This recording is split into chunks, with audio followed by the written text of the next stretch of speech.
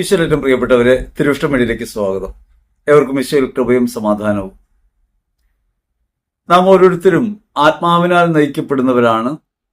ദൈവാത്മാവിന്റെ പ്രവർത്തനമാണ് നമ്മുടെ ജീവിതത്തെ നിത്യസൗഭാഗ്യത്തിലേക്ക് പ്രവേശിപ്പിക്കാൻ കാരണമായിട്ട് മാറുക. ഇത് നമ്മുടെ അടിസ്ഥാനപരമായ വിശ്വാസമാണ്. നിരന്തരം നമ്മെ പഠിപ്പിക്കുന്ന പരിശുദ്ധാത്മാവ് തക്ക സമയത്ത് ഇടപെടുമെന്ന് വിശുദ്ധ ലൂക്കാസ് സുവിശേഷം 12-ാം അധ്യായം 12-ാം തിരുവചനം പഠിപ്പിക്കുന്നു. നിങ്ങൾ പീഡകളുടെ മുൻപിൽ ഏൽപ്പിക്കപ്പെടുമ്പോൾ, ജീവിത പ്രതികൂലങ്ങളെ നേരിടുമ്പോൾ എന്ത് സംസാരിക്കണമെന്ന് നിങ്ങൾ മുൻകൂട്ടി നിശ്ചയിക്കേണ്ടതില്ല. തക്ക സമയത്ത് ആത്മാവ് നിങ്ങളെ പഠിപ്പിക്കും. ഇങ്ങനെ ഒരാത്മാവിന്റെ നയിക്കപ്പെടലാണ് യഥാർത്ഥത്തിൽ ക്രൈസ്തവ ജീവിതത്തിന്റെ കാതലായിട്ടുള്ളത്. ഞാൻ നിങ്ങളും ഈ ഭൂമിയിൽ ജീവിക്കുമ്പോൾ ദൈവാത്മാവിന്റെ നിരന്തരമായ ഇടപെടൽ നമ്മുടെ ജീവിതത്തിലുള്ളത് നമുക്ക് തിരിച്ചറിയാൻ കഴിയണം. പന്തക്കുസ്തയ്ക്ക് ഒരുങ്ങുമ്പോൾ നാം ഓർക്കേണ്ടത്, പന്തക്കുസ്ത തിരുനാൾ ദിനം പരിശുദ്ധാത്മാവ് നമ്മുടെ മേൽ വീണ്ടും വരുമെന്ന ഒരു കേവലമായ ധാരണയേക്കാൾ ഉപരിയായി നിരന്തരമായി നമ്മുടെ ജീവിതത്തിൽ ഇടപെടുന്ന പരിശുദ്ധാത്മാവിനെ തിരിച്ചറിയും വിധം നമ്മെ തന്നെ നാം ഒന്ന് പുനർപരിശോധിക്കേണ്ടതുണ്ട്. ആത്മാവിനാൽ നയിക്കപ്പെടാൻ വിളിക്കപ്പെടുന്ന നാം ലോകത്താലാണോ നയിക്കപ്പെടുന്നത്, ആത്മപ്രബോധനത്തിലാണോ നിലനിൽക്കുന്നത് എന്ന കാര്യം നാം വിശദമായി ചിന്തിക്കണം. ദൈവത്തിന്റെ പരിശുദ്ധാത്മാവിന്റെ ഫലങ്ങൾ നിറഞ്ഞ്, ദാനങ്ങൾ നിറഞ്ഞ്, ആത്മീയമായ വരങ്ങളാൽ സമ്പുഷ്ടരായി ആനുകാലിക ലോകത്ത് ക്രിസ്തുവിനെ പ്രഘോഷിക്കാൻ വിളിക്കപ്പെടുന്ന നാം ഓരോരുത്തരും നമ്മുടെ ജീവിതത്തിനകത്ത് ഇടപെടുന്ന പരിശുദ്ധാത്മാവിനെ വേണ്ടും വണ്ണം തിരിച്ചറിയണം. പരിശുദ്ധാത്മാവിലാണ് ക്രിസ്തുവിനെ നമുക്ക് മനസ്സിലാകുക. ഈശോ പിതാവിന്റെ സന്നിധിയിലേക്ക് യാത്രയാകുന്നതിന് മുൻപ് ശിഷ്യന്മാരെ ഒരുക്കുന്നതിന്റെ ഭാഗമായി പറയുന്ന സംഭാഷണത്തിൽ അവിടെ നിന്ന് വ്യക്തമായ ഒരു കാര്യം പറയുന്നുണ്ട്. ഞാനിപ്പോൾ പറയുന്ന കാര്യങ്ങൾ പൂർണ്ണമായി ഗ്രഹിക്കാൻ നിങ്ങൾക്ക് കഴിയില്ല. 3 വർഷം കൂടെ നടന്നിട്ടും ശിഷ്യന്മാർക്ക് യേശു പറയുന്ന കാര്യങ്ങൾ പൂർണ്ണമായി ഗ്രഹിക്കാൻ കഴിയുന്നില്ല. അതുകൊണ്ടാണ് പീഡാസഹനത്തെക്കുറിച്ച് പറയുമ്പോൾ അവർ വ്യാകുലചിത്തരാകുന്നത്. ക്രിസ്തു പീഡകൾ സഹിക്കേണ്ടി വരുമെന്നും അവൻ കുരിശിൽ മരിക്കേണ്ടി വരുമെന്നും അവൻ വീണ്ടും ഉയർത്തെഴുന്നേൽക്കുമെന്നും പറയുന്ന കാര്യങ്ങളെ പൂർണ്ണമായി ഉൾക്കൊള്ളാൻ അവർക്ക് കഴിയുന്നില്ല. നമുക്ക് തന്നെ നമ്മുടെ ജീവിതത്തിൽ ഉണ്ടാകുന്ന ജീവിത പ്രതികൂലങ്ങൾ നമ്മെ ഏതു തരത്തിലേക്കാണ് നയിക്കുക, എന്താണ് അവരുടെ ലക്ഷ്യമെന്നതിനെ സംബന്ധിച്ച് വ്യക്തമായ ബോധ്യം എപ്പോഴും ഉണ്ടാകണമെന്നില്ല. അതുകൊണ്ടാണ് നമ്മൾ പതറിപ്പോകുന്നത്. ഒരു പനി വരുമ്പോൾ പോലും മരണഭയം നമ്മെ പിടികൂടുന്നുണ്ട്. നമുക്കറിയാം നമുക്ക് മരിക്കാതെ നിത്യതയിലേക്ക് ഉയർക്കാൻ കഴിയില്ലെന്ന്. ഈ ഭൂമിയിലെ ജീവിതം അനിശ്ചിതമാണെന്ന് നമുക്കറിയാം. പക്ഷേ അങ്ങനെ ഈ ഭൂമിയിൽ ജീവിക്കുന്ന ഓരോ നിമിഷവും ഭയാശങ്കകൾ നമ്മെ പിടികൂടുന്നത് ദൈവത്തിന്റെ ആത്മപ്രചോദനത്തിന് നാം വിധേയപ്പെടാത്തത് കൊണ്ടാണ്. അവിടെയാണ് ഈശോ പറയുന്നത്, ഞാൻ പോയി കഴിയുമ്പോൾ സഹായകനേക്കും, ആ സഹായകൻ വന്ന് നിങ്ങളെ പഠിപ്പിക്കും. അവൻ എനിക്കുള്ളവയിൽ നിന്ന് എടുത്ത് നിങ്ങളോട് സംസാരിക്കും. അവൻ സ്വമേധയല്ല സംസാരിക്കുന്നത്, എന്നിൽ അടിസ്ഥാനം ഇട്ടുകൊണ്ടാണ്. എന്നിൽ നിന്നെടുത്ത് അവൻ നിങ്ങൾക്ക് ബോധ്യപ്പെടുത്തി തരും. ദൈവത്തിന്റെ പരിശുദ്ധാത്മാവ് നിരന്തരം നമ്മിങ്ങനെ ബോധ്യപ്പെടുത്തിക്കൊണ്ടിരിക്കുകയാണ്. അടിസ്ഥാനപരമായി ക്രിസ്തുവാകുന്ന ദൈവവചനത്തെ, ദൈവിക വെളിപാടിനെ കൂടുതൽ ഗ്രഹിക്കാനാകും വിധം തുറന്നു തരുന്ന പരിശുദ്ധാത്മാവിന്റെ അഭിഷേകം നമ്മിലുണ്ട് എന്ന ബോധ്യം നമുക്കുണ്ടാകും. പരിശുദ്ധാത്മ പ്രബോധനത്താൽ സഭ നൽകുന്ന പ്രബോധനങ്ങളെ സ്വീകരിക്കുകയും ആ പ്രബോധനങ്ങളിൽ അടിയുറച്ച് ജീവിക്കുകയും ചെയ്യാൻ കഴിയണമെങ്കിൽ ക്രിസ്തുവിൽ നിന്ന് ഇങ്ങനെ നമുക്ക് വാഗ്ദാനം ചെയ്യപ്പെട്ട ആത്മാവ്, ക്രിസ്തു പറഞ്ഞ ദൈവാത്മാവിന്റെ പ്രവർത്തനം നമ്മിലുണ്ട് എന്ന ബോധ്യത്തിലേക്ക് നമ്മൾ എത്തിച്ചേരണം. അപ്പോഴാണ് 1 യോഹന്നാൻ 2:27 നമുക്ക് ബോധ്യമാകുക. ക്രിസ്തുവിൽ നിന്ന് ലഭിച്ച അഭിഷേകം നിങ്ങളിലുണ്ട്, മറ്റാരും നിങ്ങളെ പഠിപ്പിക്കേണ്ടതില്ല. നമ്മെ പഠിപ്പിക്കുന്നത് ഈ പരിശുദ്ധാത്മാവാണ്. ആ പരിശുദ്ധാത്മ പ്രചോദനത്തിന് നാം വിധേയപ്പെടുമ്പോൾ സഭ നമുക്ക് നൽകുന്ന പ്രബോധനങ്ങളെ നമുക്ക് അംഗീകരിക്കാൻ കഴിയും, തിരിച്ചറിയാൻ കഴിയും. ദൈവത്തിന്റെ പരിശുദ്ധാത്മാവ് നമ്മിലുണ്ട് എന്ന പരമാർത്ഥത്തെ, അല്ലെങ്കിൽ നമുക്കായി നൽകപ്പെട്ടു എന്ന പരമാർത്ഥത്തെ നമുക്ക് വെളിപ്പെടുത്തി തരികയും അനുഭവപ്പെടുത്തി തരികയും ചെയ്യുന്ന ഇടമാണ് കൂദാശ. മാമുദീസയിലൂടെ ദൈവാത്മാവിന്റെ ഫലങ്ങളാൽ നിറയുന്ന നാം മാമുദീസ എന്ന കൂദാശയ്ക്കകത്ത് അത് അനുഭവിക്കുകയാണ്. കാണപ്പെടാത്ത ദൈവകൃപയുടെ കാണപ്പെടുന്ന അടയാളം. വാസ്തവത്തിൽ പരിശുദ്ധാത്മാവ് നമ്മിലുണ്ട് എന്ന ഈ വെളിവ് നമുക്ക് ഉണ്ടാകുന്നതിന് മുൻപ് നമുക്കത് തിരിച്ചറിയാൻ കഴിയില്ല. നമ്മുടെ പരിമിതികൾ മൂലം നാം എപ്പോഴും ഒരു ഭൗമികതയുടെ ചുറ്റുപാടിനകത്താണ് ജീവിക്കുന്നത്. ഭൗമികതയ്ക്ക് അപ്പുറമുള്ള ഒരു ലോകത്തെ, അല്ലെങ്കിൽ ഭൗമികമായ വസ്തുനിഷ്ഠമായ യാഥാർത്ഥ്യങ്ങൾക്കപ്പുറത്ത് ആത്മനിഷ്ഠമായ യാഥാർത്ഥ്യങ്ങളിൽ അടിയുറയ്ക്കുമ്പോൾ മാത്രമേ നമ്മുടെ ജീവിതം ദൈവാത്മ പ്രചോദിതമാകൂ. ആ ദൈവാത്മ പ്രചോദിതമായി നമ്മുടെ ജീവിതം മാറുമ്പോഴാണ് വസ്തുനിഷ്ഠ ലോകത്തെ നമുക്ക് ആത്മീയ പ്രകാശം കൊണ്ട് നിറയ്ക്കാൻ കഴിയുക. നാം ചെയ്യുന്ന ഓരോ പ്രവൃത്തികളും ഭൗതികമായ പ്രവൃത്തികളായിരിക്കുമ്പോൾ തന്നെ ആ ഭൗതികമായ പ്രവൃത്തികൾക്കകത്ത് ഉൾക്കാമ്പായി ഉണ്ടാകേണ്ടത് ദൈവാത്മാവിന്റെ ഇടപെടലാണ്. ആ ദൈവാത്മാവിന്റെ പ്രചോദനത്തിന് നമുക്ക് അനുഭവപരമായ ഒരു തലം ഉയർത്തുകയാണ് കൂദാശയിലൂടെ ജ്ഞാനത്തിൽ മുങ്ങുന്നു, ഇമേഴ്സിംഗ് നോളേജ്. അങ്ങനെ അറിവിൽ മുങ്ങിയവരായി നമ്മൾ മാറുന്നു. ഈ അറിവ് പരിശുദ്ധാത്മാവാണ്. പരിശുദ്ധാത്മാവ് നമ്മിൽ നിറയുകയും ആത്മീയമായ ഒരു ഔന്നിത്യത്തിലേക്ക് നമ്മുടെ ജീവിത പ്രവൃത്തികളെ, സാധാരണ പ്രവൃത്തികളെ കൂടുതൽ കൂടുതൽ തെളിച്ചത്തിലേക്ക് കൊണ്ടുവരികയും ചെയ്യും. അങ്ങനെ കൊണ്ടുവരുമ്പോഴാണ് നമ്മൾ ചെയ്യുന്ന പ്രവൃത്തികൾക്ക് അർത്ഥമുള്ളതായിട്ട് മാറുക. ഒരാൾ ഈ ഭൂമിയിൽ നയിക്കുന്ന ജീവിതം ഇത്തരത്തിൽ ഭാവാത്മകമായ ഒരു അർത്ഥം പേർന്നതല്ലെങ്കിൽ നിരർത്ഥകമായി പോകും. നമ്മൾ ജനിക്കുന്നു, കഷ്ടപ്പെട്ട് ജീവിക്കുന്നു, മരിച്ചു പോകുന്നു. ഈ ജീവിതം കൊണ്ട് എന്ത് നേടാനെന്ന് വിചാരിച്ചിട്ടാണ് ഈ കണ്ട ഓട്ടം മുഴുവൻ നമ്മൾ ഓടിക്കൊണ്ടിരിക്കുക. ഭൗമികതയിൽ മാത്രം ഉറച്ചിട്ടാണ്, അല്ലെങ്കിൽ ബയോളജിക്കൽ ക്രീച്ചർ എന്ന നിലയ്ക്ക് മാത്രമാണ് നമ്മൾ ജീവിക്കുന്നതെങ്കിൽ കേവലമായി ജീവിച്ച് കടന്നു പോകുന്ന നമ്മൾ അത്യധ്വാനങ്ങളിലൂടെ മാനവ സമൂഹത്തിന് ഇത്രയേറെ നേട്ടങ്ങൾ ഉണ്ടാക്കാനിടയായത് എങ്ങനെയാണ്? അവനവന്റെ താൽക്കാലിക ജീവിതത്തെ അവരോന്മുഖമാക്കി മാറ്റുന്ന, ലോകനന്മയ്ക്കായി മാറ്റുന്ന സവിശേഷമായ ഒരു പ്രായോഗിക ബുദ്ധി നമുക്ക് പകർന്നു തരുന്നത് ദൈവാത്മാവിന്റെ പ്രവർത്തനമാണ്. ഇതെനിക്ക് വേണ്ടിയല്ല. നമ്മൾ ആലോചിച്ച് നോക്കണം. നമ്മളൊരു മാവ് നടുന്നു. ഇപ്പൊക്കെ 1 വർഷം കൊണ്ട് കായ്ക്കുന്ന മാവുണ്ട്.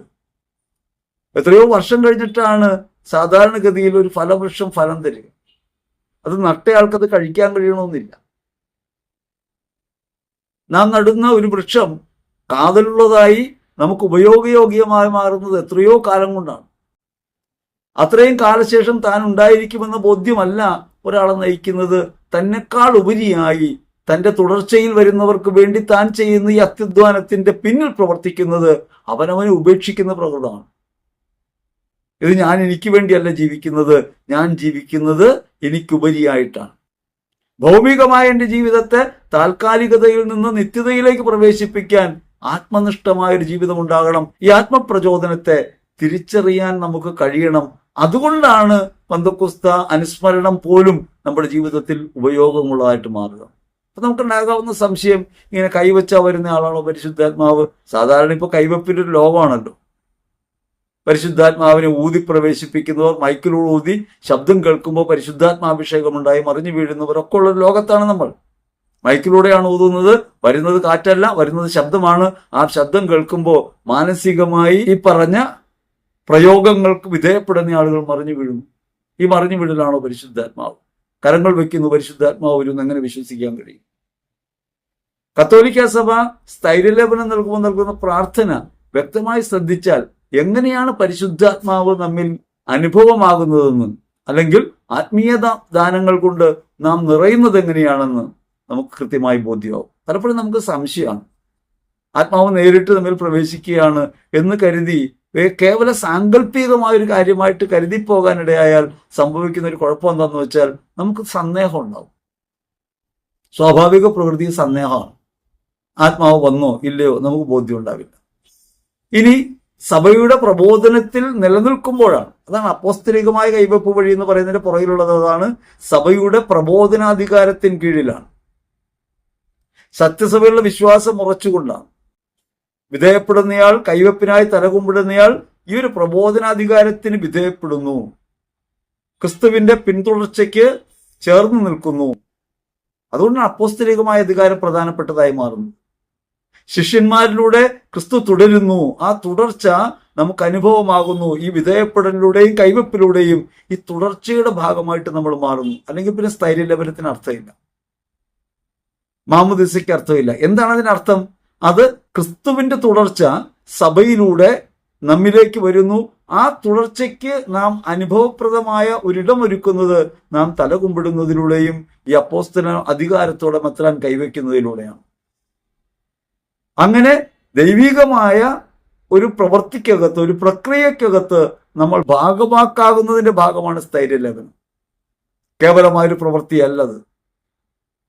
കേവലമായൊരു പ്രവൃത്തിയായി കൈവയ്ക്കുന്നു, ആത്മാവ് വരുന്നു. അങ്ങനെ ഒരു ലോകത്ത് വസ്തുനിഷ്ഠതയിൽ മാത്രം നാം ദൈവാത്മാവിനെ കുറിച്ച് ചിന്തിക്കാനിടയായാൽ ആത്മനിഷ്ഠമായ ഒന്നിനെ നമുക്ക് മനസ്സിലാക്കാതെ പോകും. യേശുവിൽ സ്ഥാപിതമായ സഭ, യേശുവിൽ സ്ഥാപിതമായെന്ന് വെച്ചാൽ യേശുവിന്റെ കൂട്ടായ്മ, യേശുവിന്റെ ശരീരത്തിന്റെ ഭാഗമായ സഭ, ആ സഭയുടെ 2000 വർഷത്തെ ജീവിതചര്യയിൽ പ്രബോധനാധികാരത്തിൽ വിധേയപ്പെടുന്ന വിശ്വാസിയും വിശ്വാസം മുഖേന അപ്പോസ്തല സ്ഥാനത്ത് നിന്ന് ശുശ്രൂഷ ചെയ്യുന്ന കാർമ്മികനും ചേർന്ന് നടത്തുന്ന ഒരു പ്രാർത്ഥനയ്ക്കകത്ത് ദൈവാത്മാവിന്റെ സവിശേഷമായ അടയാളങ്ങൾ അനുഭവപ്പെടുത്തുന്നു. അങ്ങനെ കാണപ്പെടാത്ത ദൈവകൃപ കാണപ്പെടുന്ന ഒരു അടയാളത്തിലൂടെ പകർന്നു നൽകുന്നു. അടയാളങ്ങളിലൂടെയാണ് നമ്മൾ പലതും മനസ്സിലാക്കുക. ഇപ്പൊ എനിക്ക് സ്നേഹമുണ്ട്, നിങ്ങൾക്ക് സ്നേഹമുണ്ട് എന്ന് പറഞ്ഞാൽ സ്നേഹം അകത്തിരിക്കുന്നു, നമുക്കത് അനുഭവപ്പെടുന്നില്ല.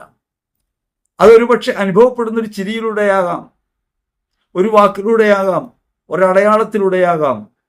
ഒന്നും സംസാരിക്കാതെ അതീവ ദുഃഖിതമായിരിക്കുന്ന ഒരു സാഹചര്യത്തിൽ ഒന്ന് കരം പിടിച്ചമർത്തുമ്പോൾ ഉണ്ടാവുന്ന ഒരു ബലമുണ്ടല്ലോ, ഒറ്റപ്പെട്ടു പോയെന്ന് തോന്നുമ്പോൾ ഒന്ന് ചേർത്ത് പിടിക്കും ഉണ്ടാവുന്ന ഒരു അനുഭവം ഉണ്ടല്ലോ. ആ അനുഭവത്തിലൂടെ യഥാർത്ഥത്തിൽ പകരുകയാണ് നമ്മുടെ ബാഹ്യപരിമിതിയെ മറികടക്കുന്ന സ്നേഹത്തിന്റെ പ്രവൃത്തി അതിനകത്ത് നിഗൂഢമായി പ്രവേശിക്കുക. അങ്ങനെ നമുക്ക് തിരിച്ചറിയാൻ കഴിയാത്ത ദൈവാത്മാവിന്റെ പ്രവർത്തനത്തെ കൗദാശികമായ അടയാളത്തിലൂടെ അനുഭവപ്പെടുത്തുന്ന കൂദാശിയാണ് സ്ഥൈര്യലേപനം. പ്രത്യേകിച്ചൊന്നും കാണാനില്ല. ഞാൻ നിങ്ങളെ സ്നേഹിക്കുന്നു എന്ന് പറഞ്ഞാൽ അതിനകത്തൊന്നും കാണാനില്ല. കാണാനുണ്ടാവുന്ന എപ്പോഴാണ്? ഞാൻ നിങ്ങൾക്ക് എന്നെ നൽകുന്നതായി, ഞാൻ നിങ്ങളെ കരുതുന്നതായി എന്റെ ഭാഗത്തുനിന്നൊരു പ്രവൃത്തി ഉണ്ടാകുമ്പോഴാണ്. ആ പ്രവൃത്തി വഴി ഭൗതികമായ ഒന്നിനെ അനുഭവിക്കാൻ പറ്റുന്നു, കാണപ്പെടാത്ത ഒന്നിനെ ഭൗതിക യാഥാർത്ഥ്യത്തിനകത്ത് അനുഭവിക്കാൻ കഴിയുന്നു. അവിടെയാണ് കൂദാശകളുടെ പ്രത്യേകത, പ്രാധാന്യം. സ്ഥൈര്യലേപനത്തിലെ പ്രാർത്ഥന ഒന്ന് ശ്രദ്ധിച്ചു നോക്കേണ്ട കാര്യമാണ്.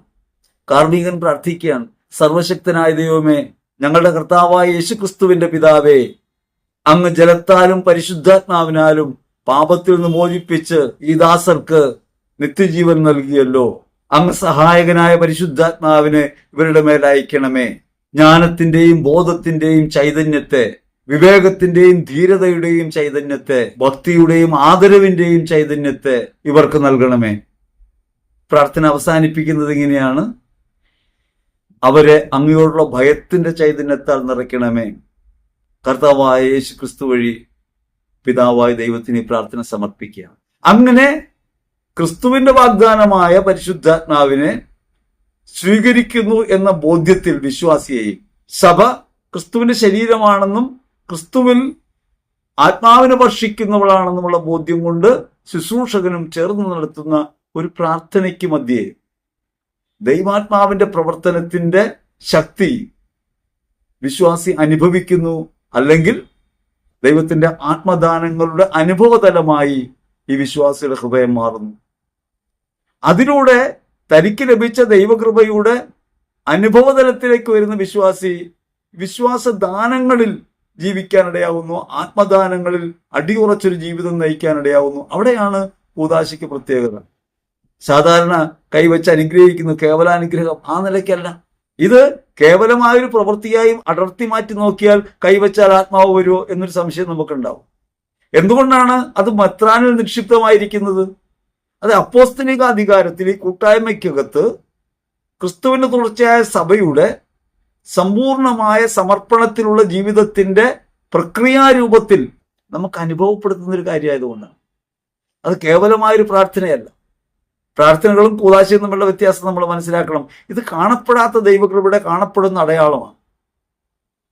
ആ അടയാളത്തിലൂടെ നാം അനുഭവിക്കുന്നത് കാണപ്പെടാത്ത ദൈവകൃപയാണ്. അതുകൊണ്ടാണ് കൗദാശിക വരപ്രസാദത്തിനകത്ത് നമുക്ക് ആത്മാവിന്റെ പ്രയോഗക്ഷമതയെ ഈ ലോകത്ത് അവതരിപ്പിക്കാൻ കഴിയുന്നത്. നമ്മുടെ ജീവിതത്തിന്റെ സാമാന്യതയിൽ നമ്മുടെ യുക്തിക്കും ബുദ്ധിക്കും ചേരാത്ത തരത്തിൽ ആത്മപ്രചോദനത്തിന്റെ വഴിയെ നയിക്കപ്പെടുന്നു നാം എന്നുള്ളത് വിശ്വാസത്തിന്റെ തലത്തിൽ ഏറ്റവും പ്രധാനപ്പെട്ട കാര്യമാണ്.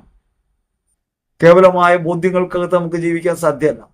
കാറ്റക്കിസം ഓഫ് കാത്തലിക് ചർച്ചിൽ 1300 എങ്ങനെയാണ് ലത്തീൻ സഭ ഇത് പരികർമ്മം ചെയ്യുന്നതെന്ന് പറയുന്നുണ്ട്. അനുഷ്ഠാനമായി നെറ്റിയിൽ തൈലം പൂശിക്കൊണ്ട് പരിശുദ്ധാത്മാവിന്റെ മുദ്ര സ്വീകരിക്കുക എന്ന് പറഞ്ഞുകൊണ്ടാണ്, മുദ്രിതമാക്കുകയാണ്. മാമോദീസയിൽ നൽകപ്പെട്ട മുദ്രയെ ഉണർത്തുകയും പരിശുദ്ധാത്മ നിവേശനത്തിന്റെ മുദ്ര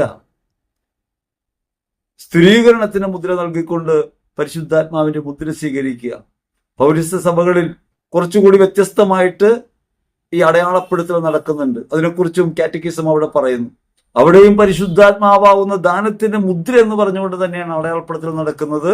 പ്രധാനമായും നാം ശ്രദ്ധിക്കേണ്ട ഒരു കാര്യം, ദൈവാത്മാവിനാൽ മുദ്രിതമായ ഒരു ജീവിതമാണ് നമ്മുടേതെന്നും ഈ ദൈവാത്മ നിവേശനത്തിന്റെ അനുഭവതലമാണ് നമ്മുടെ ജീവിതത്തിൽ ഓരോ നിമിഷമെന്നും നമ്മെ ഓർമ്മപ്പെടുത്തുകയും അനുഭവപ്പെടുത്തുകയും ചെയ്യുകയാണ് കൂദാശയിലൂടെ. അതുകൊണ്ട് എന്താണ് കൂദാശയിലൂടെ നൽകപ്പെടുന്നതെന്ന് ചോദിച്ചാൽ അത് ഈ കാണപ്പെടാത്ത ദൈവകൃപയാണ്. ഒരു അടയാളം നമ്മൾ സ്വീകരിക്കുന്നതിലൂടെ ഒരു ആത്മബോധം ഉണരുകയാണ്. ഈ ആത്മബോധത്തിന്റെ ജീവിതമാണ് യഥാർത്ഥത്തിൽ പ്രധാനപ്പെട്ടത്. കാറ്റക്കിസം ഓഫ് കാത്തലിക് ചർച്ച് 1302 പറയാണ്, പന്തക്കൊസ്താ ദിനത്തിൽ അപ്പോസ്തലന്മാർക്ക് പരിശുദ്ധാത്മാവിന്റെ ദാനങ്ങൾ ലഭിച്ചതുപോലെ പരിശുദ്ധാത്മാവിന്റെ ദാനങ്ങളുടെ വർഷമാണ് യഥാർത്ഥത്തിൽ സ്ഥൈര്യലേപനത്തിൽ. അത് നമ്മെ ദൈവപിതാവേ എന്ന് വിളിക്കാനുള്ള നമ്മുടെ പുത്രത്വ സ്വീകരണത്തിന്റെ ആ അനുഭവതലത്തെ കൂടുതൽ ഉണർത്തുന്നതാണ്. അത് ക്രിസ്തുവുമായുള്ള ബന്ധത്തിൽ ഗാഢമായി നമ്മെ വേരുറപ്പിക്കുന്നു, ക്രിസ്തുവുമായുള്ള ബന്ധത്തിൽ ഉറപ്പിക്കുന്നു, പരിശുദ്ധാത്മാവിന്റെ ദാനങ്ങളെ വർദ്ധിപ്പിക്കുന്നു, സഭയോടുള്ള ബന്ധത്തിൽ ഉറപ്പിക്കുന്നു. സഭാത്മകമായ കൂട്ടായ്മയുടെ ഭാഗമാണെന്ന ബോധ്യത്തിൽ പരിശുദ്ധാത്മദാനങ്ങളിൽ ഉറച്ച് ജീവിതം നയിക്കാൻ പ്രാപ്തി നൽകുന്ന കൂദാശയായിട്ടാണ് സ്ഥൈര്യലേപനം നൽകപ്പെടുന്നത്. നാം ഇത് എത്രത്തോളം മനസ്സിലാക്കുന്നു, എത്രത്തോളം ഹൃദയത്തിൽ സ്വീകരിക്കുന്നു എന്നത് നമ്മുടെ വ്യക്തിബോധവുമായി ബന്ധപ്പെട്ട കാര്യമാണ്. എന്നാൽ യഥാർത്ഥത്തിൽ എന്താണ് സ്ഥൈര്യലേപനത്തിലൂടെ ചുമതലയേൽപ്പിക്കപ്പെടുന്നത്, നമുക്ക് കയ്യേൽപ്പിക്കപ്പെടുന്നത് എന്താണെന്നതിനെ കുറിച്ച് നമുക്ക് വ്യക്തമായ ബോധ്യം ഉണ്ടാവണം. ആ ബോധ്യതലത്തിലാണ് വീഴ്ചകൾ ഉണ്ടാകുന്നത്. അതുകൊണ്ടാണ് നമ്മൾ കൗദാശികമായ അർപ്പണങ്ങളെക്കാൾ കൂടുതൽ ആചരണങ്ങളുടെ പിന്നാലെ പായുന്നത്. ഈ ലോക താല്പര്യങ്ങൾ നിറവേറ്റാനുള്ള കേവല അഭ്യാസമായി പ്രാർത്ഥനകൾ തരം താഴുന്നത്, ഭക്തജീവിതം എന്നത് കാര്യസാധ്യ ഉപാധിയായി മാത്രം തരം താഴ്ത്തപ്പെടുന്നത്. കാറ്റക്കിസം ഓഫ് കാത്തലിക് ചർച്ച് 1303 പറയാണ്, ക്രിസ്തുവിന്റെ സാക്ഷികൾ എന്ന നിലയ്ക്ക്, യഥാർത്ഥ സാക്ഷികൾ എന്ന നിലയ്ക്ക് വാക്കുകൊണ്ടും പ്രവൃത്തി കൊണ്ടും പ്രചരിപ്പിക്കാനും സംരക്ഷിക്കാനും ധീരതയോടെ ക്രിസ്തുവിന്റെ നാമം ഏറ്റു പറയാനും കുരിശിനെപ്പറ്റി ഒരിക്കലും ലജ്ജിക്കാതിരിക്കാനും സവിശേഷമായൊരു ശക്തി കൂദാശ പകർന്നു നൽകുന്നു. നാം ആലോചിക്കേണ്ടതുണ്ട്, ക്രിസ്തുവിന്റെ യഥാർത്ഥ സാക്ഷികളായിട്ട് വിളിക്കപ്പെട്ടവരാണ് നാം. എത്രത്തോളം സാക്ഷി ജീവിതം നയിക്കാൻ കഴിയുന്നുണ്ടെന്ന് ആലോചിക്കണം. അത് കൊന്ത ധരിക്കുന്നതിലൂടെയോ ഏതെങ്കിലും തരത്തിലുള്ള അടയാളങ്ങൾ ബാഹ്യമായി ധരിക്കുന്നതിലൂടെയല്ല, ജീവിത പ്രവൃത്തികൾ വഴി ക്രിസ്തുവിന് സാക്ഷ്യം നൽകുന്നവരായി മാറാൻ എത്രത്തോളം നമുക്ക് സാധിക്കുന്നുണ്ട്. അവനവന്റെ ജീവിതം ക്രിസ്തുവിൽ എത്രത്തോളം പ്രകാശിതമാകുന്നുണ്ട്. ജീവിത പ്രവൃത്തികളെ തെളിയും. ജീവിത പ്രവൃത്തികളിലാണ് ഈ സാക്ഷ്യം തെളിയുക. പണ്ട് മുതലേ പറഞ്ഞു കേൾക്കുന്ന ഒരു കഥയാണ്. ഒരു റെയിൽവേ സ്റ്റേഷനിൽ ഒരു കുട്ടി ഓറഞ്ച് വിൽക്കാൻ നിൽക്കുകയാണ്. അങ്ങനെ ഓറഞ്ച് നിറഞ്ഞൊരു കൂടയുമായി നിൽക്കുന്നു. ഒരാൾ അശ്രദ്ധനായി അതിലൂടെ കടന്നു പോകുമ്പോൾ ഈ കുട്ടിയെ തട്ടുന്നു. ഈ ഓറഞ്ച് താഴെ വീണു പോകുന്നു. ഈ ഓറഞ്ച് കൂടെ തട്ടി കടന്നു പോകുന്നയാളെ ഈ കുട്ടി കയ്യിൽ കയറി പിടിച്ചു. അയാൾ പെട്ടെന്ന് തിരിഞ്ഞു നിന്നു. അയാളുടെ ധൃതിയിൽ നിന്ന്, തിരക്കിൽ നിന്ന്, സ്വാർത്ഥത്തിന്റെ ഓട്ടത്തിൽ നിന്ന് അയാളൊന്നു നിന്നു. അപ്പോഴാണ് നോക്കുമ്പോൾ ഈ കുട്ടി അന്ധനാണ്. അത് തിരിച്ചറിയുന്ന അയാൾ ആ ഓറഞ്ചുകൾ മുഴുവൻ പിറക്കി ആ കൂടയിൽ വെച്ചു കൊടുത്തു. അങ്ങനെ കൂടയിലെല്ലാം വെച്ചു കൊടുത്തു കഴിഞ്ഞപ്പോൾ വീണ്ടും ആ കുട്ടി അയാളുടെ കയ്യെ പിടിച്ചു. എന്നിട്ട് ഈ കുട്ടി ചോദിക്കുകയാണ്, നിങ്ങൾ ക്രിസ്തുവാണോ? തന്റെ ജീവിതത്തിൽ ഇപ്രകാരം ഇടപെടുന്ന ഒരാളെ, സാഹോദര്യം പുലർത്തുന്ന ഒരാളെ, സ്നേഹഭാവം പ്രകടിപ്പിക്കുന്ന ഒരാളെ ക്രിസ്തുവായി തിരിച്ചറിയും. എനിക്കറിയാവുന്ന ഒരു സുഹൃത്തിന്റെ ജീവിതത്തിൽ അത്ഭുതകരമായി ഉണ്ടായിരുന്നൊരു സംഭവം അദ്ദേഹം എന്നോട് പറയുകയുണ്ടായി. ഒരമ്മ, 2 പെൺമക്കളാണ്. വിവാഹം കഴിപ്പിച്ചയക്കാൻ ഒരു നിർവാഹവും ഇല്ല. വളരെ നാളുകൾക്ക് മുമ്പ് നടന്ന കാര്യമാണ്. അപ്പോൾ ഈ പെൺകുട്ടികളെ വിവാഹം ചെയ്തയക്കാൻ ഒരു കുട്ടിക്ക് വിവാഹോലോചന വന്നു. സ്ത്രീധനമൊക്കെ ഇല്ലെന്നൊക്കെ നമ്മൾ പരസ്യമായിട്ട് പറയുമെങ്കിലും നമ്മുടെ സമൂഹത്തിൽ വേരുഭാഗ്യ ഒരു അധാർമികതയാണ് സ്ത്രീധനം. അത് നിലനിൽക്കുന്നൊരു കാര്യം. പെണ്ണിപ്പോഴും ഒരു വിപണന മൂല്യമുള്ള ചരക്കാണ് സഭയ്ക്കകത്ത്. നമ്മുടെ ജീവിതത്തിനകത്ത് സ്ത്രീധനമില്ല എന്നൊന്നും നമുക്ക് അഭിമാനിക്കാൻ കഴിയില്ല. വിലപേശലുകളുള്ള ഒരിടം തന്നെയാണ് വിവാഹം. അതിന് 10,000 രൂപയാണ് സ്ത്രീധനമായി നൽകാമെന്ന് പറഞ്ഞിരുന്നത്. അത് കൊടുക്കാൻ അവരെടുത്തില്ല. വിവാഹ ദിനം അടുത്തു, ഉറപ്പിക്കുന്ന ദിവസം അടുത്തു. ഈ പണം കൊടുത്തില്ലെങ്കിൽ വിവാഹം മുടങ്ങിപ്പോകും. വളരെയധികം വേദനയോടെ അമ്മ പ്രാർത്ഥിച്ചുകൊണ്ടിരിക്കുകയാണ്. വേറൊരു മാർഗമില്ല, ചോദിക്കാനൊരിടമില്ല.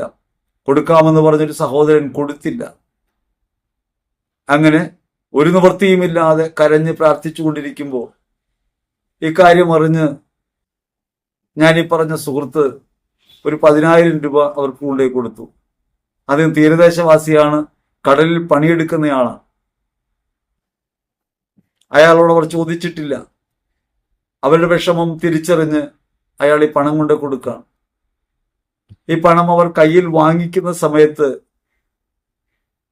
അവർ കണ്ണുകൾ അടച്ച് ഈ മനുഷ്യന്റെ കയ്യെ പിടിച്ചിട്ട് പറഞ്ഞു, നിങ്ങൾ ദൈവമാണ്. ശരണമറ്റു പോകുന്ന സമയത്ത്, ജീവിത വ്യഥകൾക്കകത്ത് ആരാലും സഹായിക്കപ്പെടാതെ തുഴയറ്റു പോകുന്നവർക്ക് ഒരു ആശ്വാസം കൊടുക്കുന്നവരായി മാറുമ്പോൾ നിശ്ചയമായിട്ടും തിരിച്ചറിയും ക്രിസ്തുവിനെ. കാളികെട്ടിൽ ഒരു ക്ഷേത്രത്തിന് മുൻപിൽ ഒരു പൂജാരി അതിസാരം പിടിപെട്ട് കിടക്കാം. അതിസാരം പിടിപെട്ടാൽ മരണമേ നിർവാഹമുള്ളൂ. അന്നാട്ടിൽ കൽക്കത്തയിലാണ്. അഴുക്ക് നിറഞ്ഞ നഗരം, രോഗികളും പീഡിതരുമായ മനുഷ്യർ തിങ്ങി നിറഞ്ഞ നഗരം. ഇപ്പോഴും ഏറെയൊന്നും മെച്ചമല്ല കൽക്കത്ത.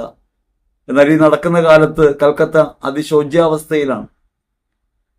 അപ്പൊ അങ്ങനെ വഴിയിൽ കിടക്കുന്ന, ഈ ക്ഷേത്രത്തിന് മുന്നിൽ കിടക്കുന്ന അതിസാരം ബാധിച്ച ഈ പൂജാരിയെ ഒരു കന്യാസ്ത്രീ അമ്മ എടുത്തുകൊണ്ട് പോയി. അവരുടെ പേര് മദർ തെരേസ എന്നാണ്. അവർ കൊണ്ടുപോയി തന്റെ ആശ്രമത്തിൽ കൊണ്ടുപോയി ഇയാൾ ശുശ്രൂഷിച്ചു. മരിക്കുമെന്ന് ഉറപ്പാണ്, എങ്കിലും ശുശ്രൂഷിച്ചു.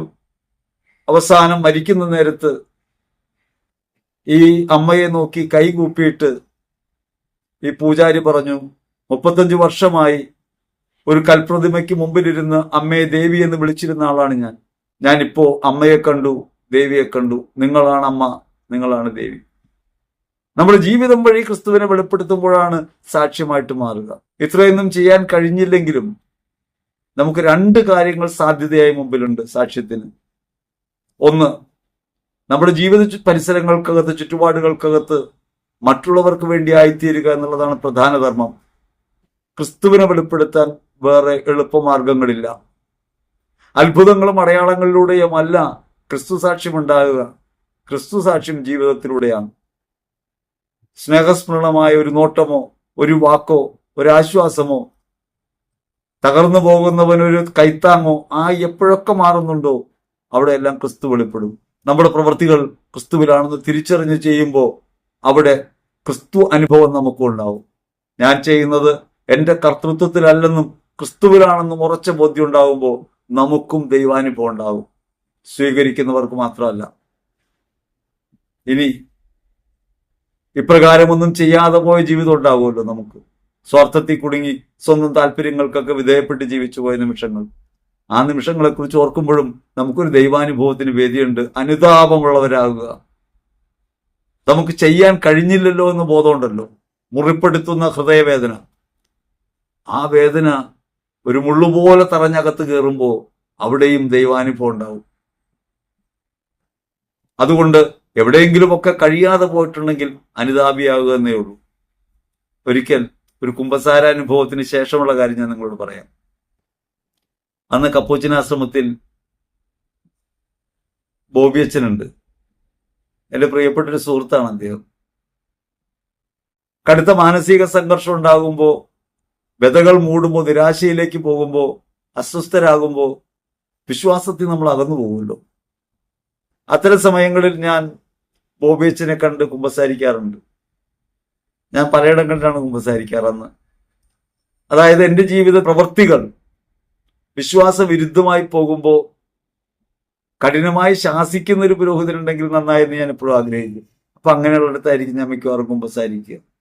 ഇങ്ങനെ ചെയ്തുകൂടാ, നിനക്ക് തെറ്റുപറ്റി എന്ന് പറയാൻ, ഉറപ്പോടെ പറയാനും ശാസിക്കാനും കഴിയുന്ന ഒരാളെ കിട്ടിയെങ്കിലെന്ന് ആഗ്രഹം ഉണ്ടാവും. പക്ഷെ നിരാശ ഉണ്ടാകുമ്പോൾ, ദുഃഖം നമ്മെ മൂടിക്കളയുമ്പോൾ, വിശ്വാസത്തിന്റെ ചൈതന്യം നഷ്ടപ്പെട്ടു പോകുമ്പോൾ അവിടെ മിക്കവാറും അന്ന് ബോബി അച്ഛൻ അവിടെ ഉള്ളത് കൊണ്ട് അച്ഛനെ കാണാൻ പോകും. അപ്പൊ അങ്ങനെ ഞാൻ കുമ്പസാരിച്ചു. അച്ഛനെ ചേർത്ത് പിടിച്ച് ആലിംഗനം ചെയ്തിട്ട് പറഞ്ഞു, ഈ കുടുക്കിൽ നിന്ന് ദൈവം തന്നെ മാറ്റിനെ രക്ഷിക്കും. ഇത് തിരിച്ചറിയുന്നുണ്ടല്ലോ, ദൈവാത്മാവ് പ്രവർത്തിക്കുന്നുണ്ടല്ലോ. തിരികെ പോകും വഴി ഒരു പരിഹാരം ചെയ്യുക. ഞാൻ ലോകത്തിന്റെ പ്രകാശമാണ് എന്ന് ധ്യാനിച്ചുകൊണ്ട് പോവുക.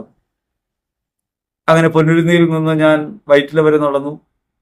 വൈറ്റില നിന്നൊരു ബസ് കിട്ടിയാൽ എനിക്ക്, അന്ന് ഞാൻ കുണ്ടന്നൂർ എന്ന് പറയുന്ന സ്ഥലത്താണ് താമസിക്കുന്നത്, അവിടേക്ക് പോകാം.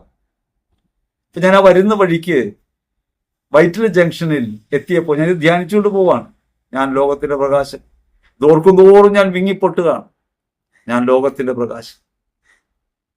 നിരാശനായി ജീവിതം ഇരുളഞ്ഞതായി തോന്നുന്ന സമയത്ത് ഞാൻ ലോകത്തിന്റെ പ്രകാശം എന്ന് പറയുന്നത് നേർവിപരീതമായ കാര്യമാണ്. അങ്ങനെ വചനം ധ്യാനിച്ചുകൊണ്ട് പോകുമ്പോൾ വൈറ്റില ജംഗ്ഷനിൽ ഒരാൾ കിടക്കാണ്.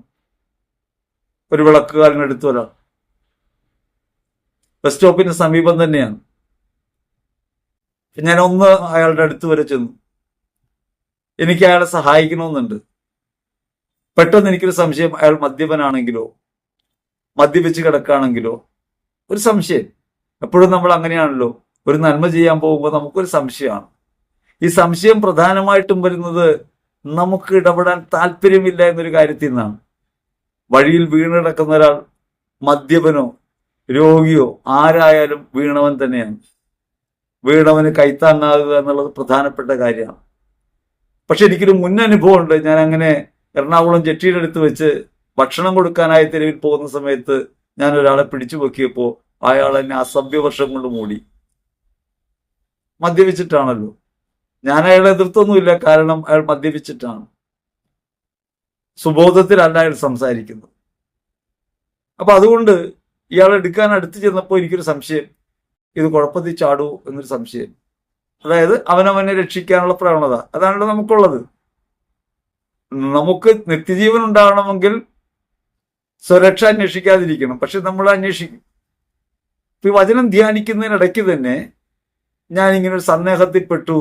അപ്പൊ തന്നെ ഒരു ബസ് വന്നു. ഞാൻ ആ ബസ്സിൽ ചാടിക്കേറിപ്പോയി. ഞാൻ അയാളെ എഴുന്നേൽപ്പിച്ചില്ല. പക്ഷെ ബസ്സിൽ കയറിയ ബസ് അങ്ങ് മുന്നോട്ട് വിട്ടുപോകുന്ന സമയത്ത് എന്റെ ഹൃദയത്തിനകത്ത് ഞാൻ നേരത്തെ ധ്യാനിച്ചു കൊണ്ടിരുന്ന വചനം എന്നോട് തിരികെ ചോദിച്ചു, നീയാണ് ലോകത്തിന്റെ പ്രകാശം? നീയാണോ ലോകത്തിന്റെ പ്രകാശം? ആ ചോദ്യം ഇപ്പോഴും എന്നെ വേട്ടയാടുന്ന ചോദ്യമാണ്. നമുക്ക് നന്മ ചെയ്യാൻ കഴിയാതെ പോകുന്ന സമയത്ത് നമ്മിലുള്ള പരിശുദ്ധാത്മാവ് നമ്മോട് ചോദിക്കുന്നുണ്ട്, നീയാണോ ലോകത്തിന്റെ പ്രകാശം? നീയാണോ ആത്മാവിന്റെ പ്രേരണയ്ക്ക് വിധേയപ്പെടുന്നവൻ? നീയാണോ ക്രിസ്തുവിന്റെ ആത്മാവുള്ളവൻ? ഈ ചോദ്യം നിരന്തരമാകുമ്പോൾ, അനുതാപത്തിലേക്ക് തിരിയുമ്പോൾ നമ്മുടെ ഹൃദയം ജ്വലിക്കും സ്നേഹം കൊണ്ട്. ഇനി അങ്ങനെ വഴിയിൽ കിടക്കുന്ന ഒരുവനെയും മറികടന്നു പോകാൻ നമുക്ക് കഴിയില്ല. അപ്പൊ ക്രിസ്തു സാക്ഷ്യമായി മാറുക എന്നുള്ളത് പരമപ്രധാനമാണ്. വാക്കുകൊണ്ടും പ്രവൃത്തി കൊണ്ടും. വാക്കുകൊണ്ടും പ്രവൃത്തി കൊണ്ടും ഈ ലോകത്തോട് നാം കാട്ടുന്ന അതിക്രമങ്ങൾ ചെറുതല്ല. അപരത്വത്തെ തകർക്കാൻ വാക്കും പ്രവൃത്തിയും നാം ഉപയോഗിക്കുന്നുണ്ട്. അപരത്വ വിദ്വേഷമാണ് നമ്മുടെ വാക്കുകളിലും പ്രവൃത്തികളിലും സാമാന്യമായി പ്രകടമാകുന്നതെങ്കിൽ ക്രിസ്തു സാക്ഷ്യത്തിന് നമ്മൾ വിപരീതമായി പോകും. ആത്മപ്രേരണയിൽ നിൽക്കുമ്പോൾ മാത്രമേ നമുക്ക് നല്ല വാക്കുണ്ടാകൂ. നല്ല വാക്ക് ഓതുവാൻ ത്രാണി ഉണ്ടാകണം. ആ ത്രാണി പരിശുദ്ധാത്മാവിൽ നിന്നാണ്. നന്മ ചെയ്യാൻ കഴിയണമെങ്കിൽ നമ്മെ കൊണ്ട് സാധ്യമല്ല. തീത്തോസ് 2:14 പറയും, യേശുക്രിസ്തു എല്ലാ തിന്മകളിൽ നിങ്ങളെ മോചിപ്പിക്കുന്നതിനും സൽപ്രവർത്തികൾ ചെയ്യുന്നതിൽ തീഷ്ണതയുള്ള ഒരു ജനതയെ തനിക്ക് വേണ്ടി വിശുദ്ധീകരിക്കുന്നതിനുമായി നമ്മെ പ്രതി തന്നെ ബലിയർപ്പിച്ചു. ആ ബലിയുടെ യോഗ്യതയാണ്, നമ്മുടെ യോഗ്യതയല്ല. ഏതൊരു നന്മ പ്രവൃത്തി ചെയ്യുമ്പോഴും ഹൃദയത്തിൽ ഉറച്ചുകൊള്ളുക, അവനവന്റെ കർത്തൃത്വം ഉപേക്ഷിച്ച് സ്വപ്രശംസയ്ക്ക് വേണ്ടി അല്ലാതെയാണ് ചെയ്യുന്നതെങ്കിൽ നമ്മുടെ ഹൃദയം ആത്മനിവേശിതമായിട്ടാണ് പ്രവർത്തിക്കുന്നത്, ആത്മപ്രചോദിതമായിട്ടാണ്. അത് സ്ഥൈര്യലേപനം നമുക്ക് നൽകുന്നൊരു കഴിവാണ്. അങ്ങനെ വാക്കുകൊണ്ടും പ്രവൃത്തി കൊണ്ടും നമുക്ക് സാക്ഷ്യമുള്ളവരായി മാറാൻ പറ്റണം. വിശ്വാസത്തിന്റെ സംരക്ഷകരായി നിൽക്കാൻ പറ്റണം. സത്യവചനത്തെ പ്രചരിപ്പിക്കാൻ കഴിയണം. ഈ സത്യവചനം പ്രചരിപ്പിക്കുക എന്ന് പറയുമ്പോൾ വാക്കുകൊണ്ട് ഉപദേശം കൊടുക്കുക എന്നുള്ള അർത്ഥത്തിലല്ലോ. വിശ്വാസത്തെ സംരക്ഷിക്കാൻ നാം എടുക്കേണ്ട നിലപാട് ഏതാണ്? ക്രിസ്തുബോധത്തിൽ ഹൃദയത്തെ ഉണർത്തുക എന്നുള്ളതാണ്. ജീവിതത്തെ ക്രിസ്തുവിലാക്കി മാറ്റുക എന്നുള്ളതാണ്. എത്രത്തോളം നമുക്കത് കഴിയുന്നുണ്ടെന്ന് ആലോചിക്കണം. അങ്ങനെ ആലോചിക്കുമ്പോഴാണ് നമുക്ക് മനസ്സിലാവുക, ക്രിസ്തുബോധത്തിലല്ല നാം നിലനിൽക്കുന്നത്, വിശ്വാസത്തിന്റെ സംരക്ഷകരല്ല. ആചാര സംരക്ഷണത്തിന് വേണ്ടിയും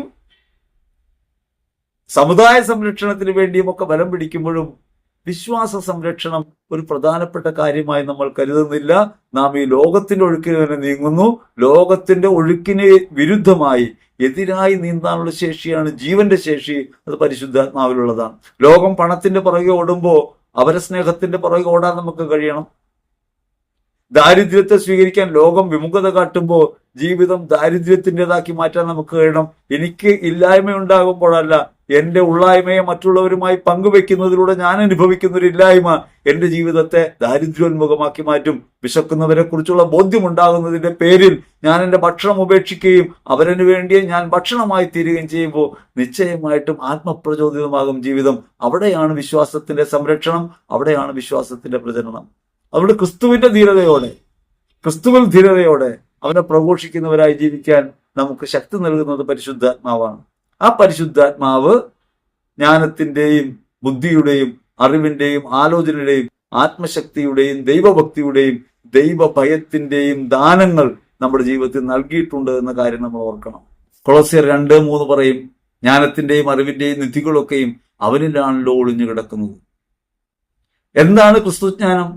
ക്രിസ്തുവിലുള്ള ജ്ഞാനം ആത്മജ്ഞാനമാണ്. വിജ്ഞാനം വേറൊന്നാണ്.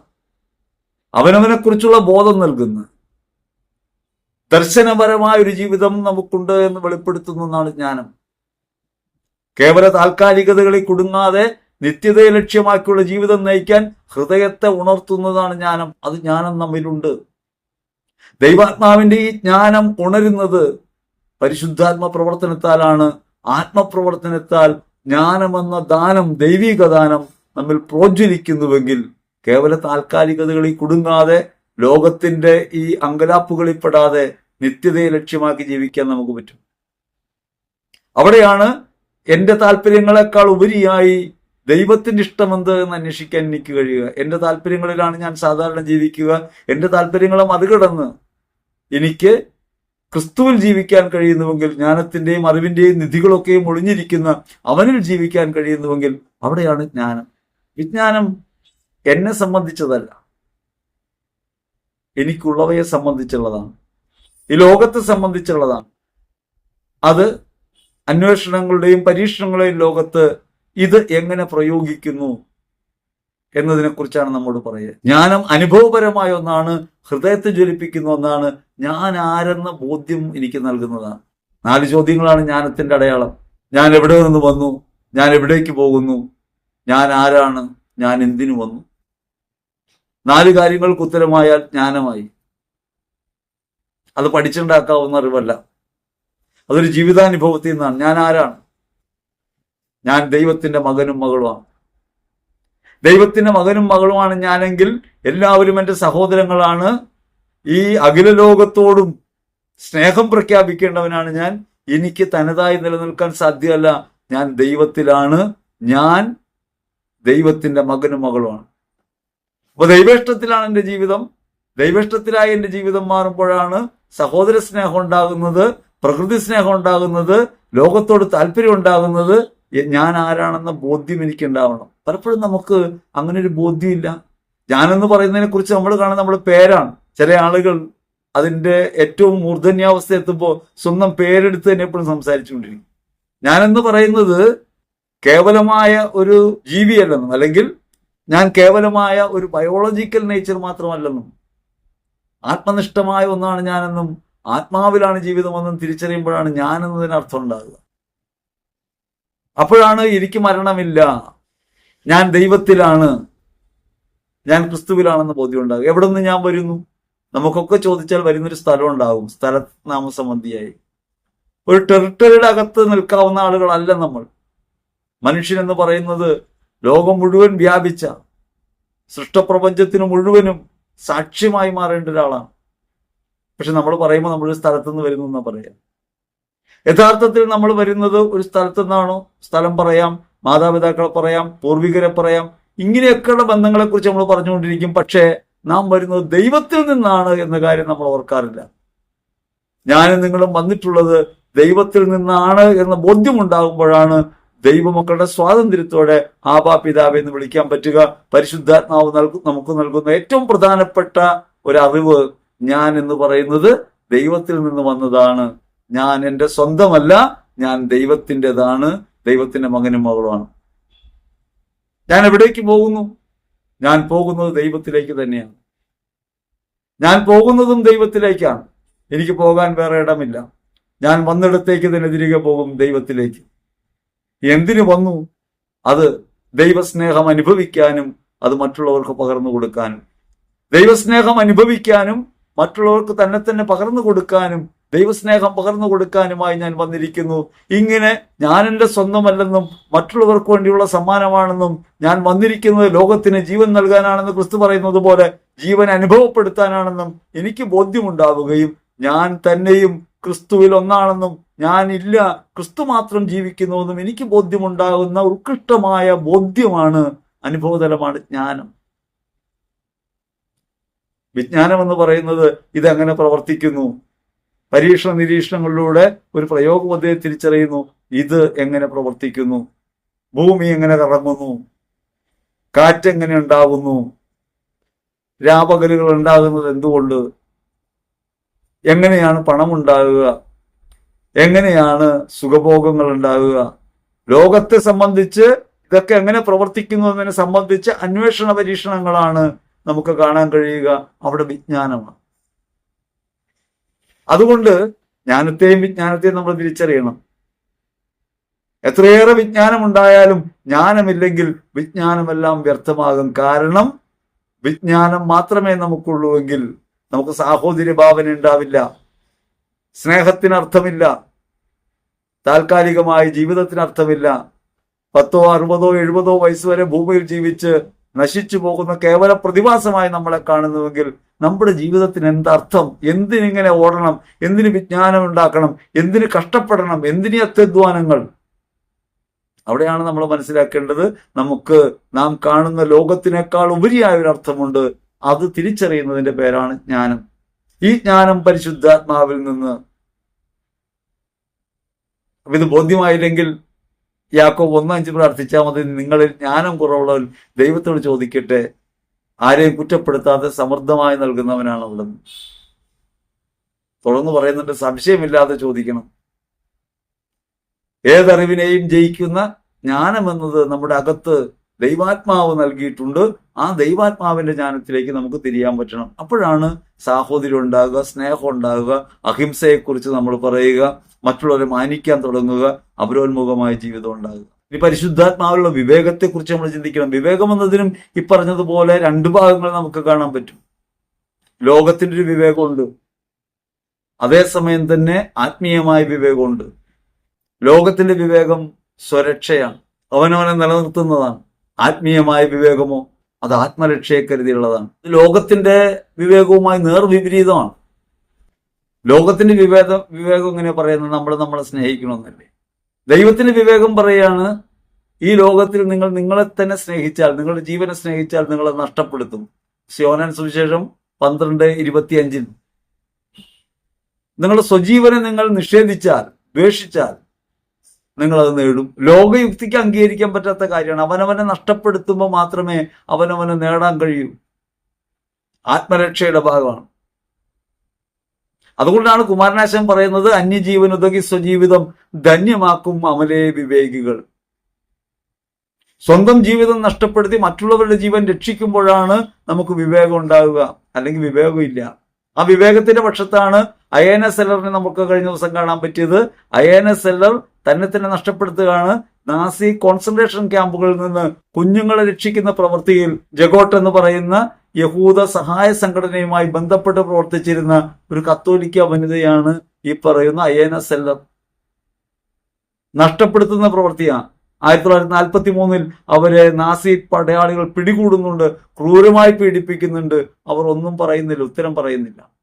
2500-ലധികം കുഞ്ഞുങ്ങളെ നാസി താങ്കൽ പാളയത്തിൽ നിന്ന് ജീവഭയമില്ലാതെ കൊണ്ടുപോകാൻ കഴിയുന്നതിന്റെ പിന്നിൽ പ്രവർത്തിക്കുന്ന ശക്തി ഈ പറഞ്ഞ ആത്മസ്നേഹമാണ്.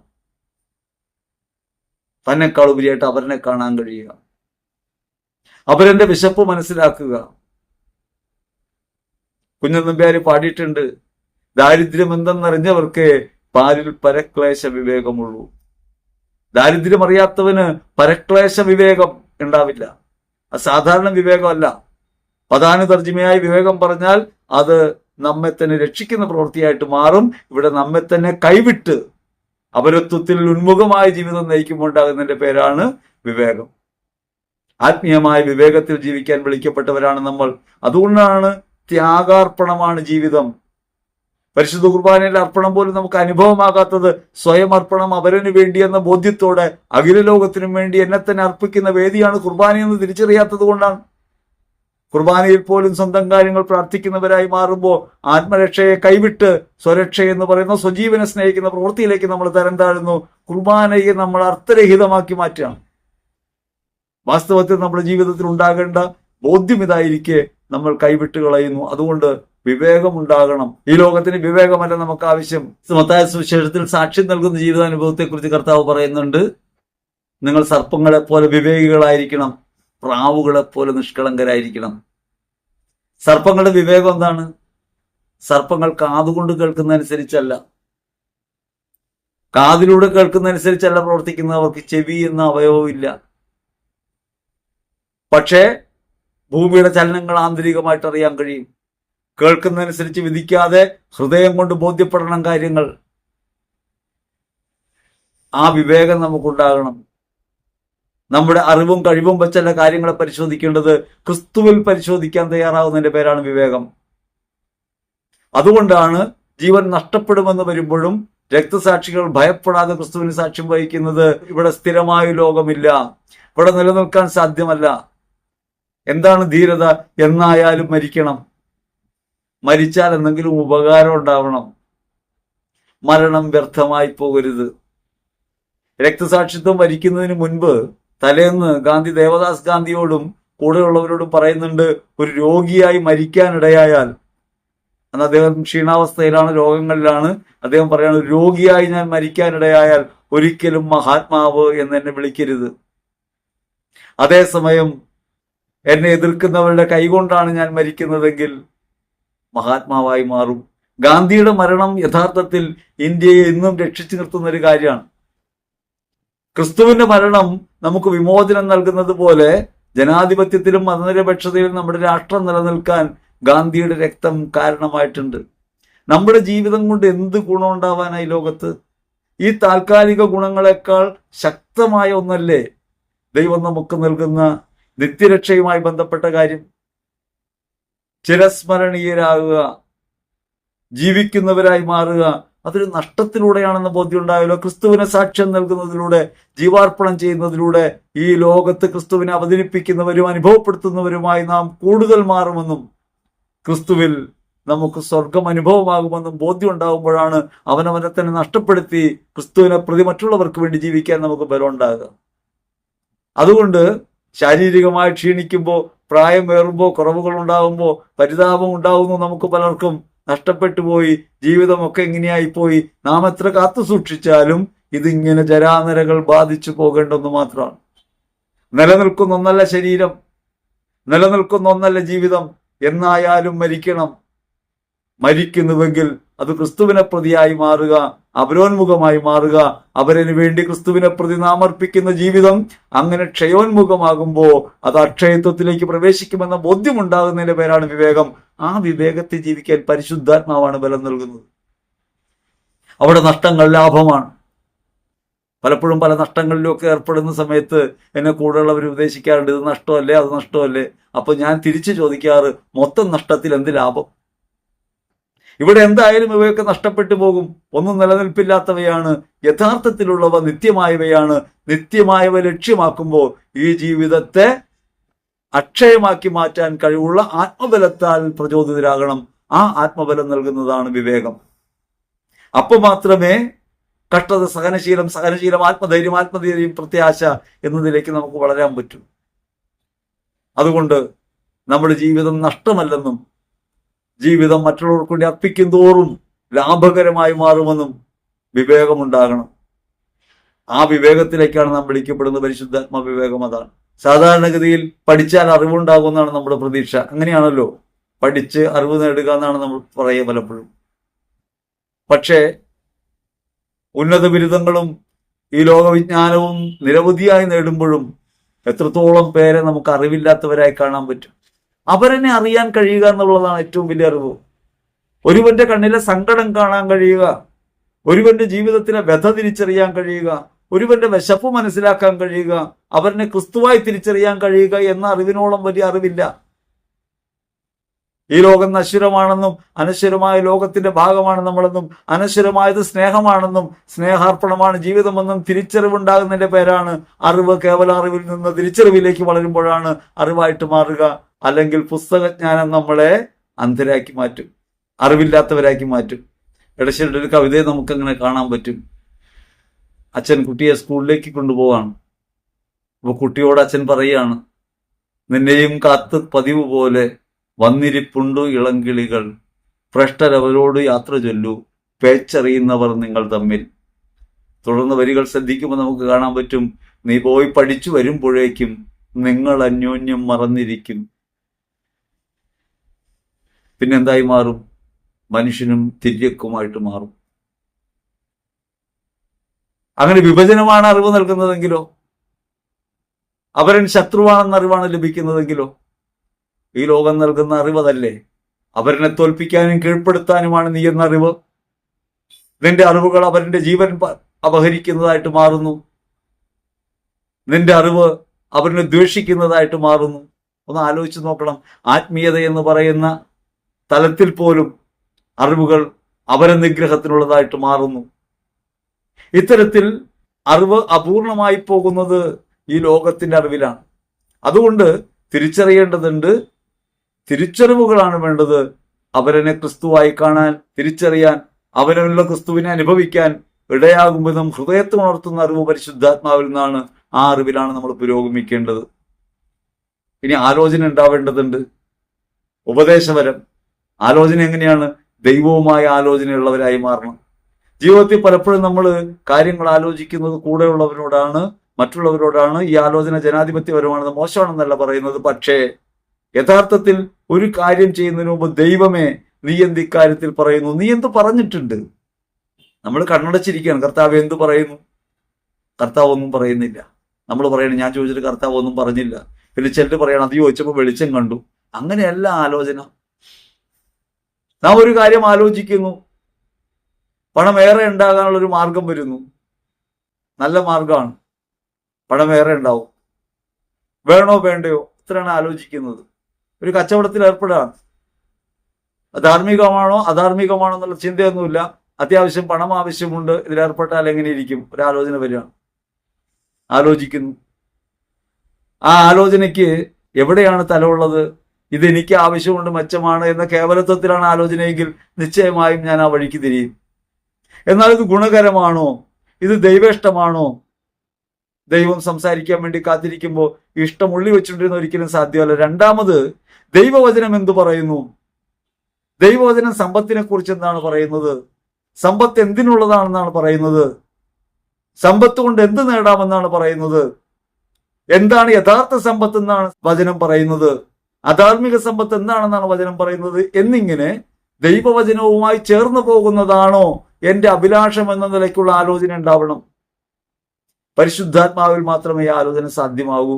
കേവലമായി സ്വന്തം താല്പര്യത്തിലും മനസ്സിന്റെ ഇഷ്ടത്തിനനുസരിച്ചുമാണ് ആലോചനയെങ്കിൽ നാം ദൈവത്തിന്റെ ആലോചനയെ നിഷേധിക്കും. അപ്പോ നമ്മിലുള്ള ആലോചന എന്ന ദൈവികദാനം നിരന്തരം പ്രയോഗക്ഷമമാകണം. പരിശുദ്ധാത്മാവേ, ആലോചന എന്ന ദാനം എനിക്ക് വീണ്ടും നൽകണമേ. നിരന്തരമായി എനിക്കിത് അനുഭവമാകണം. ഈ നിരന്തരതയെ ഓർമ്മിപ്പിക്കാൻ വേണ്ടിയാണ് നിരന്തരം ആത്മവർഷത്തിനായി പ്രാർത്ഥിക്കുക എന്ന് പറയുന്നത് തന്നെ. നിരന്തരം ഓർമ്മ ഉണ്ടാവണം. എന്റെ സാമാന്യ ബുദ്ധിയെ അതിജീവിക്കാൻ ദൈവികമായ വിവേകത്തിന് ശക്തി കൊണ്ട് എന്നെ നിറയ്ക്കണം. നിരന്തരം ആലോചന നൽകണം. നീ എന്നോട് സംസാരിക്കണം. എന്റെ ജീവിതത്തിൽ ഞാൻ എന്ത് ചെയ്യണമെന്ന് നീയാണ് നിശ്ചയിക്കുന്നതെന്ന ബോധ്യത്തിലേക്ക് എത്തിച്ചേരും വിധം ഒരു ദൈവിക ബന്ധത്തിലെത്തുന്നതിന്റെ പേരാണ് ആലോചന. ആലോചന എന്ന ദാനത്തെക്കുറിച്ച് പ്രാർത്ഥിക്കേണ്ടതുണ്ട്. ആത്മധൈര്യത്തിന് വേണ്ടി പ്രാർത്ഥിക്കേണ്ടതുണ്ട്. റോമർ ലേഖനം 5-ാം അധ്യായം 4-ാം തിരുവചനം പറയും, കഷ്ടത സഹനശീലം, സഹനശീലം ആത്മധൈര്യം, ആത്മധൈര്യം പ്രത്യാശയിലേക്ക്. അതുകൊണ്ട് നമുക്ക് ആത്മധൈര്യം ഉണ്ടാകണം. സാമാന്യ ധൈര്യം എന്താ? ഒന്നിനെയും ഭയമില്ല, ആരെയും ഭയമില്ല. അതല്ല, ഞാൻ ഒരാളെ ഭയപ്പെടുന്നു, അതുകൊണ്ട് മറ്റാരെയും ഞാൻ ഭയപ്പെടുന്നില്ല. ആത്മാവാണ് ജീവൻ നൽകുന്നത്, ശരീരം ഒന്നിനും ഉപകരിക്കുന്നില്ല. അതുകൊണ്ട് ശരീരത്തിന്റെ മേലുണ്ടാകുന്ന ഒരതിക്രമത്തെയും ഭയപ്പെടുന്നില്ല, ആത്മസ്നേഹത്തിലാണ്. കർത്താവിലാണ് ധൈര്യം. അവിടുന്ന് കൂടെ ഉണ്ടെന്നുള്ളതാണ് ധൈര്യം. അവിടുന്ന് വിമോചിപ്പിക്കുമെന്നുള്ളതാണ് ധൈര്യം. അവിടുന്ന് പ്രത്യാശയുണ്ടെന്നുള്ളതാണ് ധൈര്യം. അങ്ങനെ ക്രിസ്തുവിൽ ധൈര്യം ഉണ്ടായിത്തീരുന്നതിനെ കുറിച്ചാണ് പറയുന്നത് ആത്മധൈര്യം. അമിത വേഗതയിൽ വാഹനം ഓടിക്കുന്നത് ധീരതയുടെ അടയാളമല്ല, ബോധക്കേടിന്റെ അടയാളമാണ്, ധിക്കാരത്തിന്റെ അടയാളമാണ്. ദൈവിക വിവേകത്തിന് പുറംതിരിയുമ്പോഴാണ്. അപരന് രക്ഷയായി മാറാൻ വിളിക്കപ്പെട്ട നമ്മൾ, അപരന് രക്ഷ പകർന്നു കൊടുക്കാൻ ക്രിസ്തുവിൽ നിയോഗിതരായ നമ്മൾ, അപരത്വത്തെ മാനിക്കാത്തതിന്റെ ഫലമാണ് അമിത വേഗത. ആത്മധൈര്യം എന്താണ്? ആത്മധൈര്യം അപരൻ ഉത്കൃഷ്ടമായി മാറുന്ന തരത്തിൽ ജീവിക്കാൻ എന്നെ തന്നെ എത്രത്തോളം എനിക്ക് കുറയ്ക്കാൻ കഴിയും എന്നിടത്തുള്ളതാണ്. അടിയേൽക്കുമ്പോൾ പതറാതിരിക്കുന്നതാണ്, ആക്ഷേപം ഏൽക്കുമ്പോൾ ഒലയാതിരിക്കുന്നതാണ്, അപമാനം ഏൽക്കുമ്പോൾ നിരാശപ്പെട്ടു പോകാതിരിക്കുന്നതാണ് ആത്മധൈര്യം. ക്രിസ്തുവിൽ ഞാൻ ജീവിക്കുന്നു, അവൻ എന്നെ അറിയാം, അവനിലാണ് ഞാൻ നഷ്ടമാകില്ല, ക്രിസ്തുവിൽ ഞാൻ വീണ്ടെടുക്കപ്പെട്ടവനാണെന്ന ബോധ്യമുണ്ടാകുമ്പോഴാണ് ആത്മധൈര്യം. അതുകൊണ്ട് ഏതുതരം ഭീകരാക്രമണത്തെയും ഏതുതരത്തിലുള്ള മതമർദ്ദനത്തെയും ഭയപ്പെടാതിരിക്കാൻ കഴിയുന്നൊരു ശേഷി ആത്മാവിൽ ജ്വലിക്കുന്നതിന്റെ പേരാണ് കഷ്ടതകളും ദുരിതങ്ങളും രോഗങ്ങളും അസ്വസ്ഥതകളും ഉണ്ടാകുമ്പോൾ പതറിപ്പോകാത്തതിന്റെ പേരാണ് ആത്മധൈര്യം. ആത്മധൈര്യം ഉണ്ടാവണം, നിരന്തരം പ്രാർത്ഥിക്കണം, ദൈവഭക്തി വേണം. യാക്കോബ് 1:26 പറയുന്നുണ്ട് എന്താണ് യഥാർത്ഥ ദൈവഭക്തി. ദരിദ്രരുടെയും വിധവകളുടെയും ആവശ്യങ്ങൾ അവരെ സഹായിക്കുക, ലോകത്തിന്റെ കളങ്കമേൽക്കാതിരിക്കുക. ലോകത്തിന്റെ കളങ്കം വെച്ച് തിരിച്ചു കിട്ടുമെന്ന പ്രതീക്ഷയാണ്. എന്തെങ്കിലും പ്രതീക്ഷയോടെ ഈ നന്മ ചെയ്യുന്നതിൽ അർത്ഥമില്ല. അതേസമയം പട്ടിണിപ്പാവങ്ങളോട്, പീഡിതരോട്, ദരിദ്രരോട്, വിധവകളോട്, കുഞ്ഞുങ്ങളോട് ഒക്കെ കാരുണ്യമുള്ളവരായി ജീവിക്കാൻ കഴിയുന്നതാണ് യഥാർത്ഥ ദൈവഭക്തി. ദൈവത്തിന്റെ മുഖം ഓരോരുത്തരിലും കാണാൻ കഴിയുക, വിശക്കുന്ന കുഞ്ഞിന്റെ കണ്ണിൽ ദൈവത്തിന്റെ മുഖം കാണാൻ പറ്റുക, അവിടെയാണ് യഥാർത്ഥത്തിൽ ദൈവഭക്തി. ഇനി ദൈവഭയം എന്താ? ദൈവത്തെ പേടിക്കലല്ല, അവനാണ് ഉടയവൻ, ദൈവം എല്ലാം അറിയുന്നു, അവന്റെ കരവേല മാത്രമാണ് നമ്മൾ. അതുകൊണ്ട് എളിമയോടെ താഴ്മയോടെ ദൈവത്തിന് നിൽക്കാൻ പറ്റുന്നത് ഭയന്നിട്ടല്ല, സാധാരണ ഭയമല്ല. ദൈവഭയം എന്നത് ദൈവത്തോടുള്ള ബഹുമാനമാണ്, അല്ലെങ്കിൽ ഉടമാവകാശം അംഗീകരിക്കലാണ്. ദൈവേഷ്ടത്തിന് കീഴെ എപ്പോഴും താഴ്മയോടെ നിൽക്കാനുള്ള ബലമാണ്. ഏറ്റവും പ്രിയപ്പെട്ടവരെ, സമയദൈർഘ്യം മൂലം നമ്മൾ ചുരുക്കാണ്. ആത്മാവിന്റെ 7 ദാനങ്ങളും നമ്മിൽ വർഷിക്കപ്പെട്ടിരിക്കുന്നു.